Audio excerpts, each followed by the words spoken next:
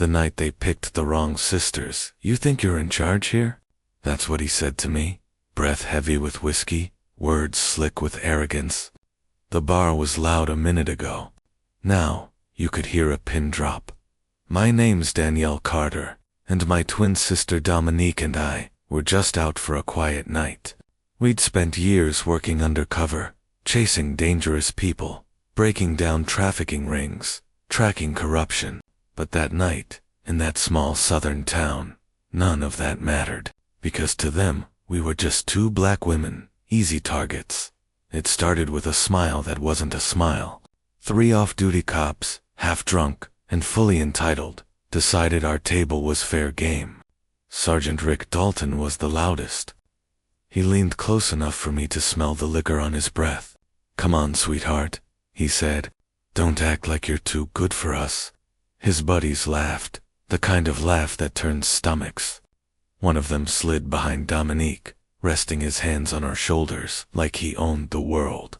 "We're just being friendly," he said. Dominique's jaw tightened. "Take your hands off me." Rick smirked. "Or what? You gonna call the police?" The crowd went silent. Nobody moved. Nobody helped.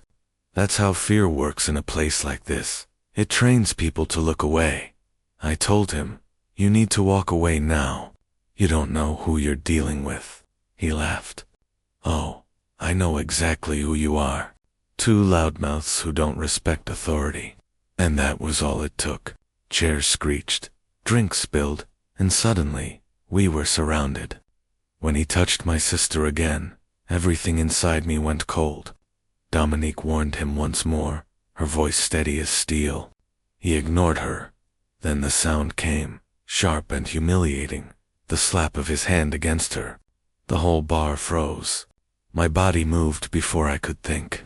I lunged, but his friend caught me and slammed me against the wall. My shoulder burned, but I didn't scream. "You're under arrest," he sneered, "for disrespecting an officer." That's how it always starts, doesn't it? They handcuffed us in front of everyone. No one spoke. No one filmed. Not even the bartender, though. I saw the fear in his eyes. Maybe he wanted to help, but fear makes good people useless. Outside, the night air was thick. They shoved us into a patrol car like criminals. Dominique whispered beside me. "They have no idea who they're messing with." She was right. At the station, it got worse. Chief Holt, the man in charge, smiled like a viper. "You think your fancy titles mean something here," he said. "In my town, my word is the law." They locked us up separately. They mocked us, invented charges, and thought that would be the end of it. But they didn't know who we were. They didn't know we'd been trained for worse. They didn't know Dominique had a hidden mic stitched into her bra strap, one that recorded everything they said. Through the long hours of the night, we listened. To their bragging, to their laughter, to their confessions. They talked about planting evidence, ruining lives, destroying families. They thought no one was listening, but we heard it all. When morning came, an honest Officer Morales slipped us a note with a phone number, a contact, a way out. It led us to allies, a retired judge, a journalist, a bartender who had secretly recorded everything. We pieced together years of corruption, evidence so heavy it could bury the whole department. But the truth has a cost. The journalist was attacked. The bartender's bar burned down. They blamed us for it all. False charges, forged records, fake witnesses. They threw everything they had at us. And still, we didn't break. Because fear only works when you let it. That night, they came to move us, said they were transferring us somewhere private. We knew what that meant. The van drove us into the swamp, far from town, to an old warehouse. That's where they planned to end it. But we weren't victims anymore. We were federal agents, and we were ready. When Rick raised his gun to my face, I laughed. That threw him off, just long enough. Dominique broke free, and in seconds, years of FBI training kicked in.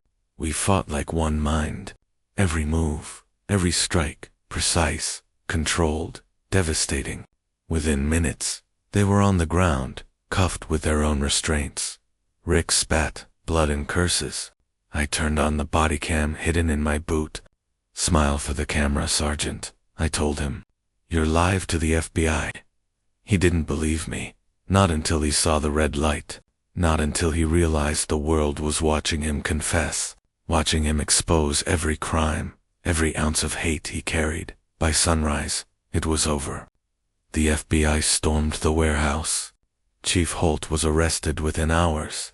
Our so-called superior, the one who covered for them, went down to every lie unraveled on live television. Weeks later, we stood on the courthouse steps. Cameras flashed, but this time, the light didn't blind us. It freed us. Dominique took my hand.